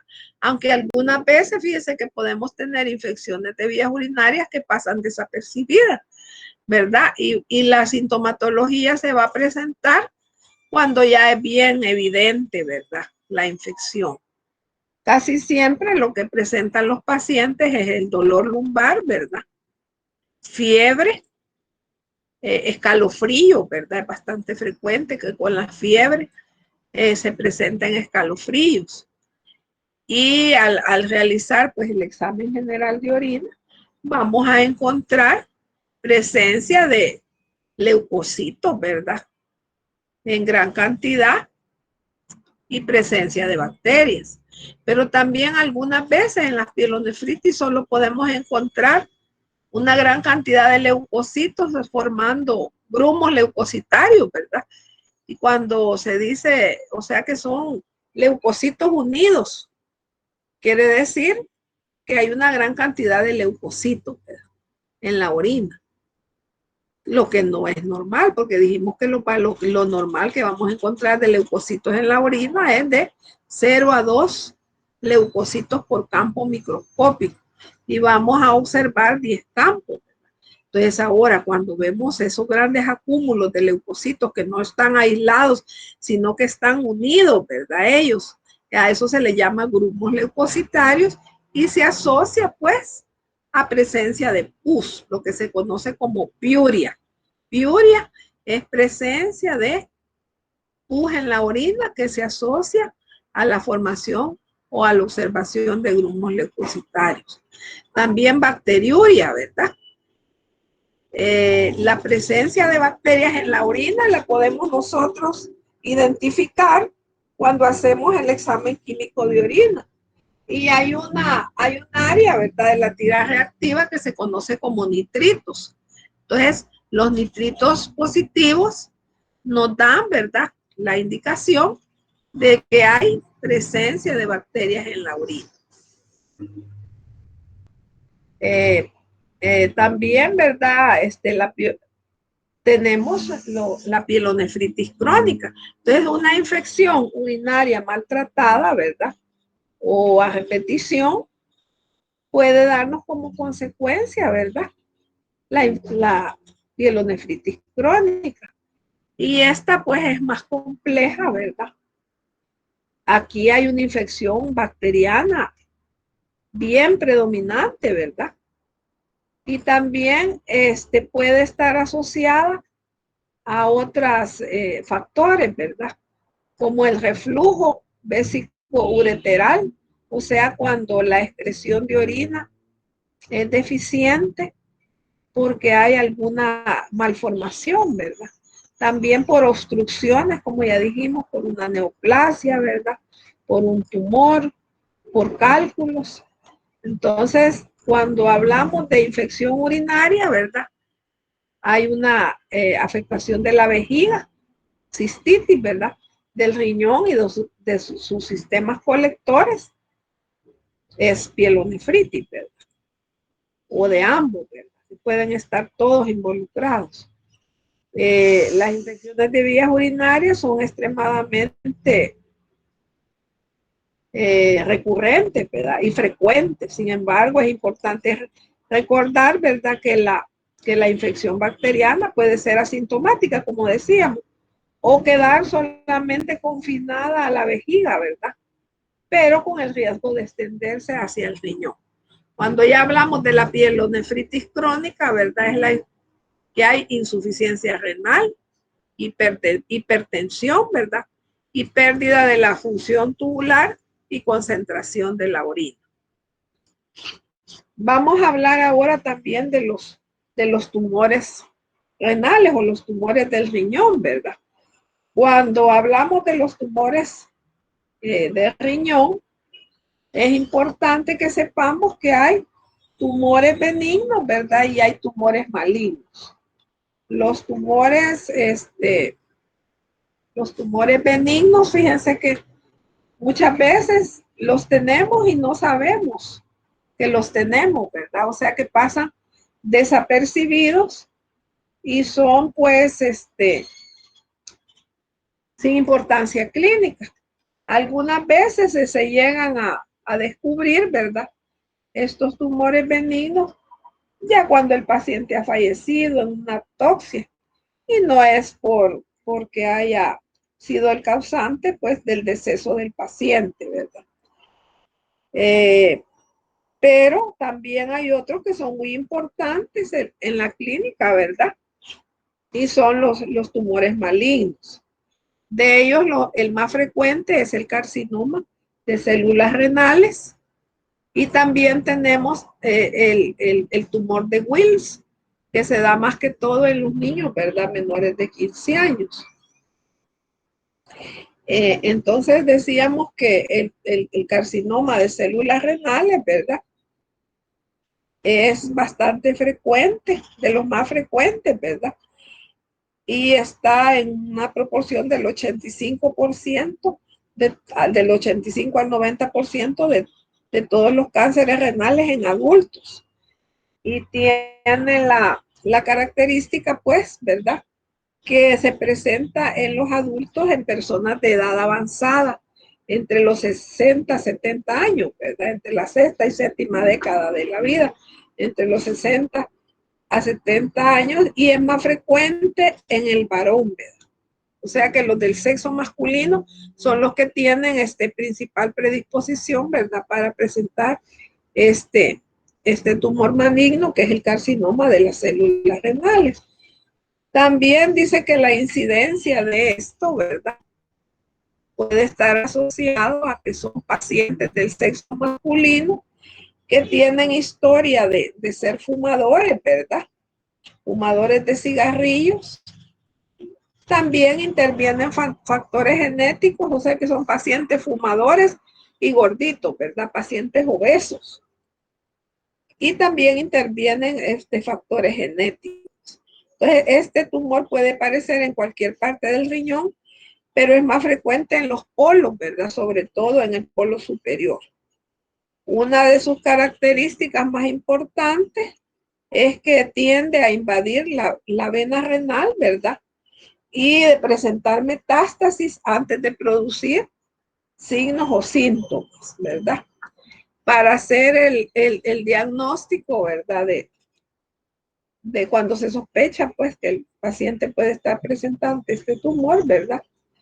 Hay que hacer, quizás de los primeros síntomas que presenta el paciente es una hematuria, o sea, presencia de sangre en la orina, ¿verdad? Hematíes en la orina, que es un paciente ya mayor, ¿verdad? Entre los 60 a 70 años, ¿verdad?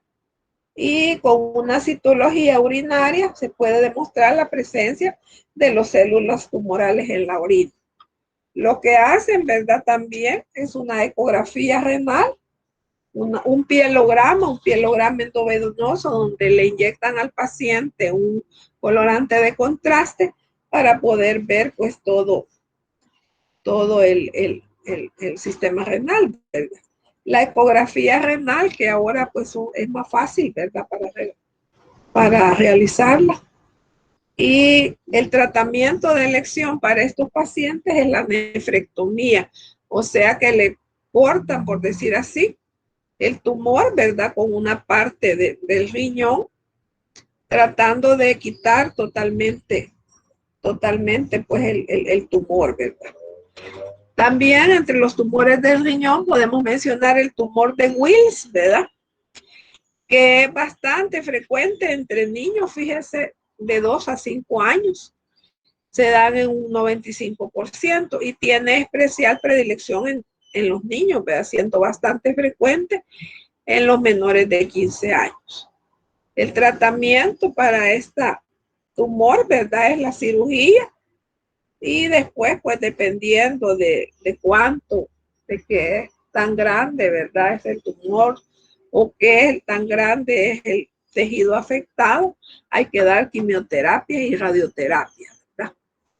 Entonces ahí tenemos el tumor de Wills, miren, aquí, ¿verdad? Esto que está aquí es el tumor de Wills, que es frecuente en niños menores de 15 años. Y pues el carcinoma de células renales, que se da más que todo, como dijimos, en los pacientes entre los 60 a 70 años, que son pacientes ya fumadores, ¿verdad? Obesos, que es un factor predisponente, pues, para este tipo de tumor. Cuando vamos a hablar ahora de las pruebas de función renal, ¿verdad? Cuando nosotros vamos a realizar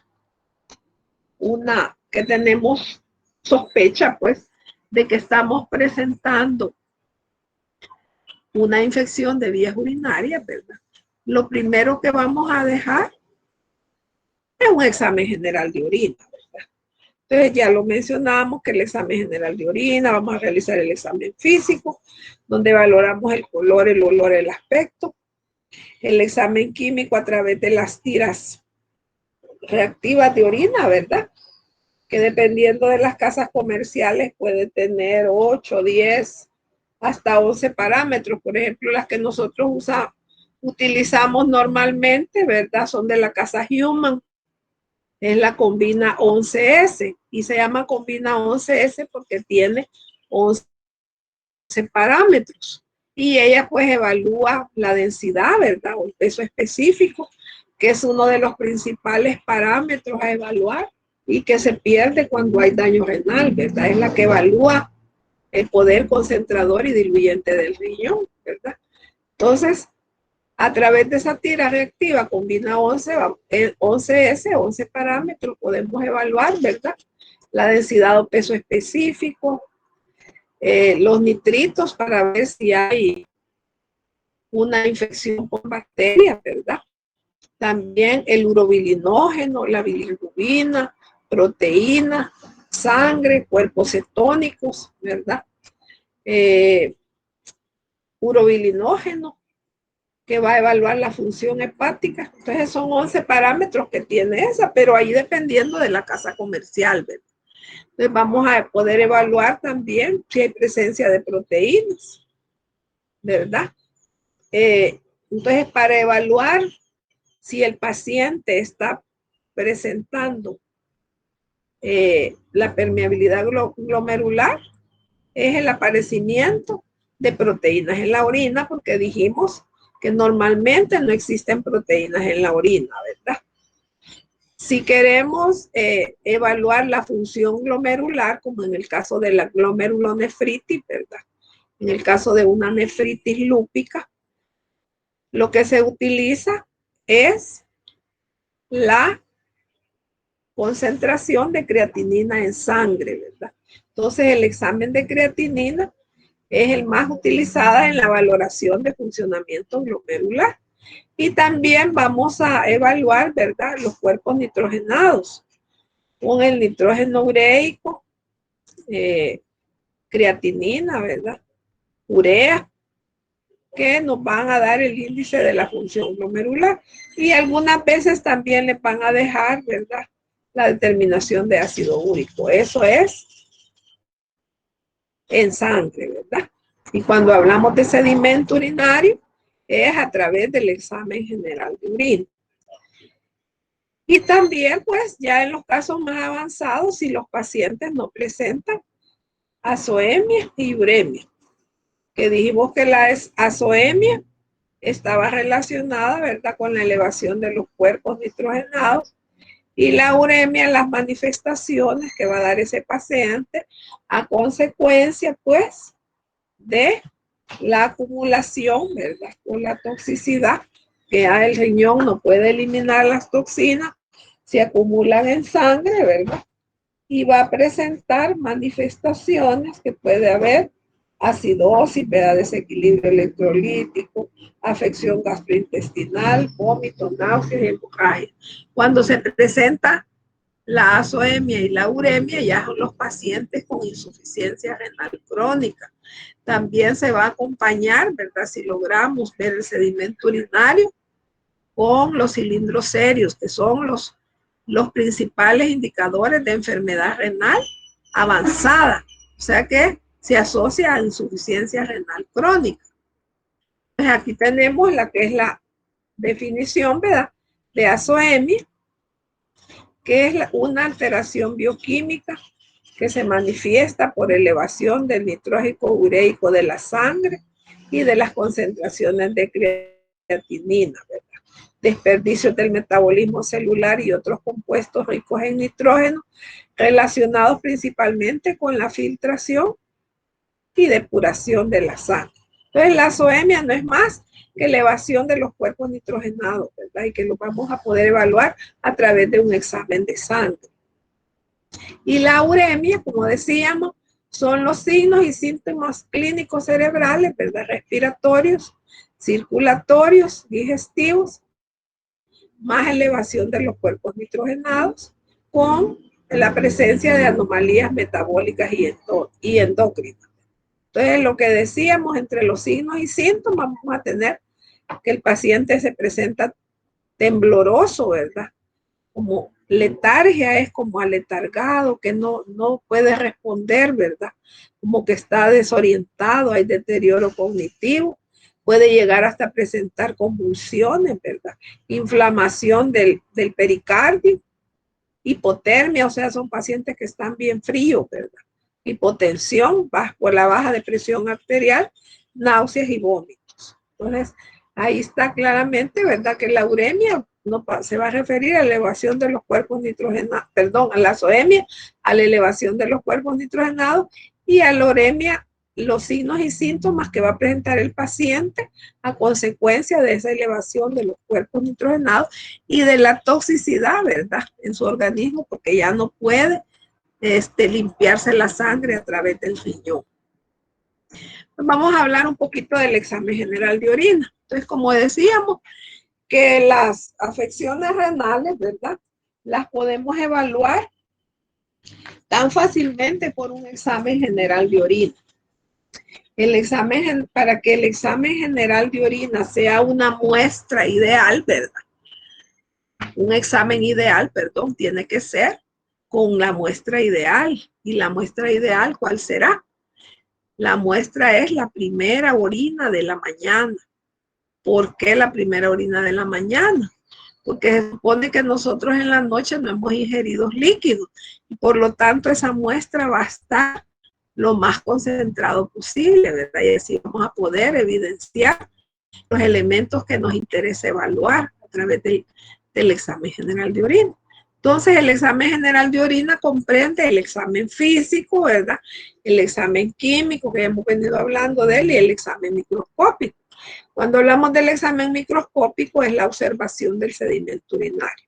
Pues el examen físico decíamos que lo vamos a evaluar, ¿verdad? Visualmente. Sabemos cuáles son el color, el olor normal de la orina y el aspecto, ¿verdad? El aspecto tiene que ser un aspecto limpio o ligeramente turbio. Y la turbidez puede estar dado por la presencia de células epiteliales y entonces va a ser una orina normal, ¿verdad? O puede ser por la presencia de cristales, que son otros elementos que vamos a encontrar en el sedimento urinario, ¿verdad? A consecuencia de que estos se acumulan, ¿verdad? Se acumulan y se hacen visibles en la orina cuando la observamos en el sedimento urinario. Entonces, el color de la orina decíamos que puede variar desde un amarillo claro, ¿verdad? Hasta un color ámbar, pero que también se ve afectada porque si nosotros tomamos bastante líquidos, una orina diluida va a ser una orina más pálida, ¿verdad? Una orina más concentrada va a tener su color acentuado, pero el color de la orina va a estar dado principalmente por los pigmentos urinarios, como es el urocromo, la urobilina y la ureritina, ¿verdad? El olor de la orina es característico, ¿verdad? Se conoce como sui generis, que quiere decir propio de la orina, ¿verdad? Y está dado por los ácidos orgánicos volátiles.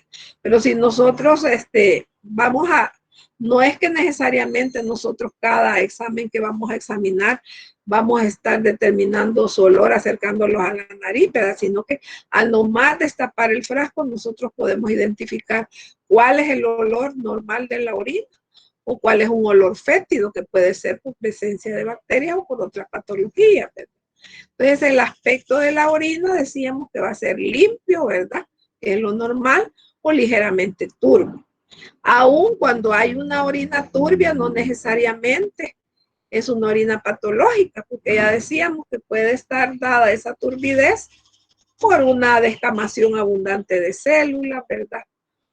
Por también los cristales en la orina, que ya hablamos y que ya lo vamos a ver. Más adelante van a poner una diapositiva donde van ustedes a identificar los cristales, ¿verdad? Entonces comprende pues el examen físico. El químico ya hablamos que es a través de la tira reactiva y que dependiendo de la casa comercial así va a tener los parámetros, ¿verdad? que al introducir las tiras reactivas a la orina, esta reacción iba a dar variaciones de color y así podemos identificar si está presente, si está ausente, ¿verdad? Si está en condiciones anormales. Hay algunos que nosotros vamos a encontrar normalmente, ¿verdad? En la orina. Pero ya sabemos, ¿verdad? Que los leucocitos, los eritrocitos, las proteínas tienen sus valores, ¿verdad? Que nos van a servir, pues, para poder interpretar ese examen químico de orina. Entonces tenemos el examen microscópico, que ya hablamos, ¿verdad? De esto. Que para el examen, para realizar el examen químico, nosotros solo mezclamos la orina, ¿verdad? Y introducimos la tira. Pero para realizar el examen microscópico, lo vamos a hacer a través del sedimento urinario. Y vamos a centrifugar la orina de 1500 a 2000 revoluciones por 5 minutos, ¿verdad? En una centrífuga, poniendo la orina en un tubo cónico. Entonces ahí tenemos que cuando vamos a observar el sedimento urinario, lo tenemos que hacer. Hay algunas recomendaciones, ¿verdad? Para que ese sedimento de orina sea, pues, fácilmente identificable en las estructuras. Y lo tenemos que hacer con poca luz, ¿verdad? A menor aumento. Entonces, los objetivos del microscopio que utilizamos para la observación del sedimento urinario son el 10 y el 40 por, ¿verdad? Entonces, por ejemplo, los cilindros renales los tenemos que observar con poca luz, ¿verdad? A menor aumento, con el objetivo 10 por.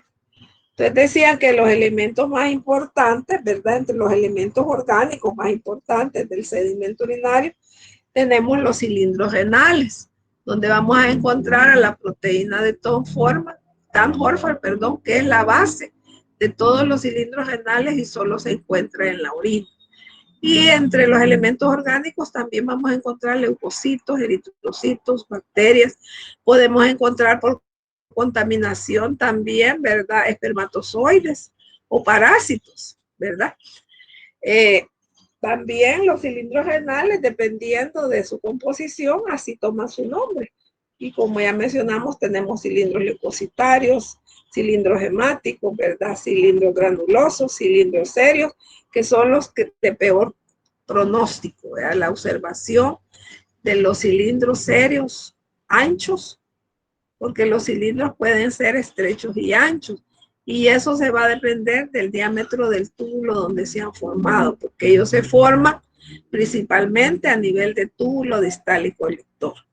Y entre los elementos no orgánicos, ¿verdad?, del sedimento urinario tenemos los cristales, que estos tienen poca significación clínica, aunque algunos pueden estar asociados a la formación de cálculos renales. Y para identificarlos es necesario conocer el pH de la orina. Y aquí vamos a tener unas diapositivas. Mire, por ejemplo, aquí que vemos aquí es un cilindro serio, lo que decíamos que se asocian a insuficiencia renal, ¿verdad? Entonces son los de peor pronóstico, cilindros serios. Mire, aquí tenemos un cilindro leucocitario porque está formado por leucocitos. Entonces de ahí toma su nombre, ¿verdad? Cilindro leucocitario. Y esto que estamos viendo aquí son cristales. Como decíamos, la mayoría carece de significación clínica, están asociados a lo que nosotros comemos, ¿verdad? Como parte de nuestra dieta. Y para su identificación es necesario conocer el pH de la orina. Por ejemplo, que tenemos aquí, ¿verdad? Puede ser uratos o fosfatos amorfos. ¿Por qué puede ser uratos o fosfatos? Si nosotros encontramos esto, ¿verdad?, en una orina que tiene un pH ácido, entonces les vamos a conocer con el nombre de uratos amorfos. Y si es un pH alcalino, fosfatos amorfos, porque los vamos a observar igual, ¿verdad? No hay diferencia entre los uratos o fosfatos, únicamente el nombre se debe al pH que presenta la orina. Aquí tenemos los cilindros granulosos, miren.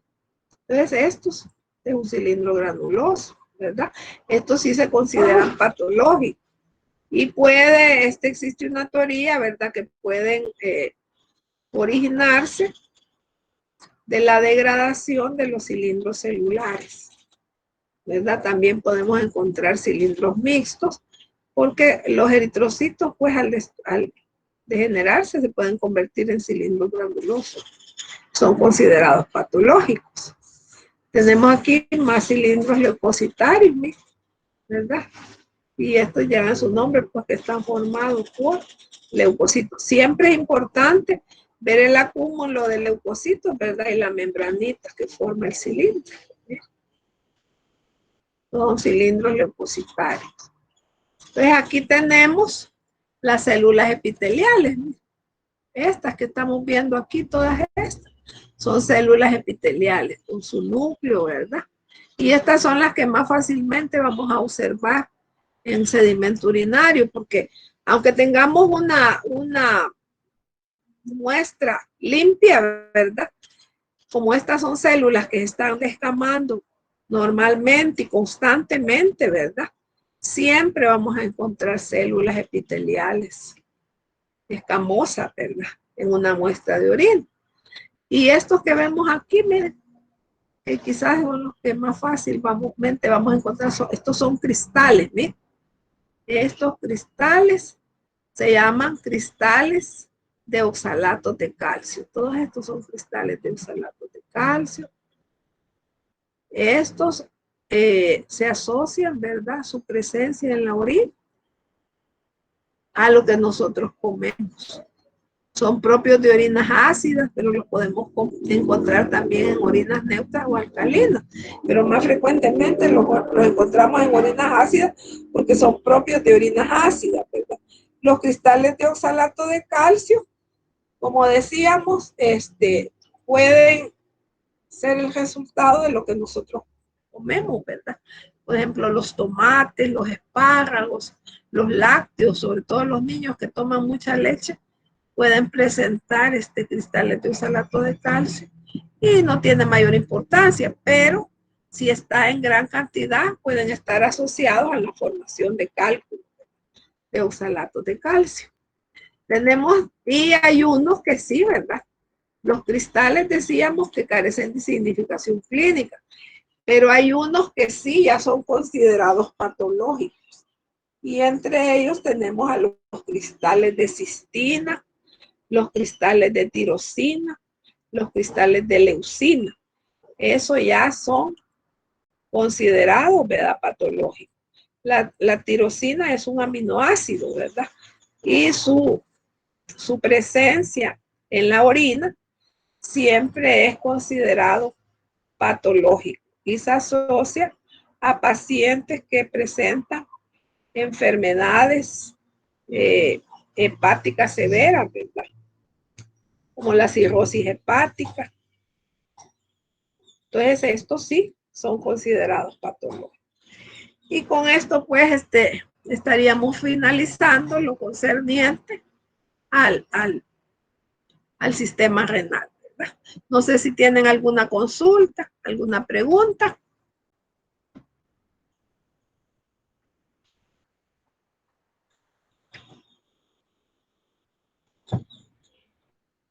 Yo le voy a... Licenciada, Sí, digan. buenas tardes. Sí, yo tengo una consulta.